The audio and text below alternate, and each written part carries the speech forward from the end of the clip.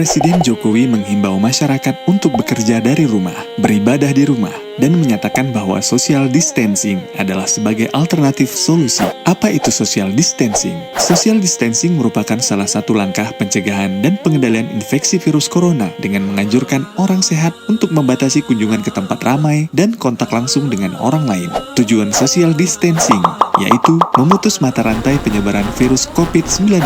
Ketika menerapkan social distancing, seseorang tidak diperkenankan untuk berjabat tangan serta menjaga jarak setidaknya 1 meter saat berinteraksi dengan orang lain, terutama dengan orang yang sedang sakit atau beresiko tinggi menderita COVID-19.